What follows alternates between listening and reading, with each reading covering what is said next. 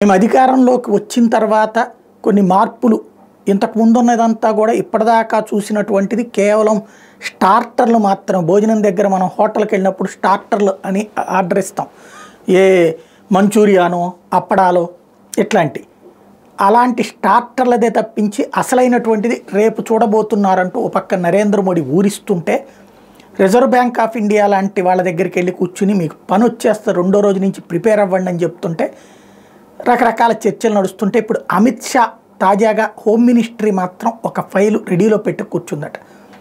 రేపు అధికారంలోకి వచ్చాక ఈ వివాహాలకు సంబంధించినటువంటి దాంట్లో అబ్బాయి అంటే వాళ్ళకి బిడ్డ పుట్టిన తర్వాత మతము లేదా కులం ఏది అనేది రాసేటప్పుడు ఇదివరకు ఏంటంటే తండ్రి కులము తండ్రి మతమే రాస్తారు. ఇప్పుడు అలా కాకుండా అంటే దాంట్లో ఏది సూటబుల్ ఏది అవసరమైతే ఫ్యూచర్కి పనికొస్తే అట్లా అలా కాకుండా ఇద్దరిది వేరువేరుగా ఉంటే వేరువేరు కులాల వాళ్ళు వేరువేరు మతాల వాళ్ళు వివాహం చేసుకుంటే ఇద్దరిది రాయాలి. ఆ తర్వాత పిల్లలు పెరిగేటటువంటి క్రమంలో వాళ్ళకి సంబంధించి ఏంటన్నటువంటిది దాని మీదన ఇప్పుడు చర్చలు జరుపుతున్నారట. ఒక డ్రాఫ్ట్ రిజల్యూషన్ ప్రిపేర్ అయ్యి ఉందట.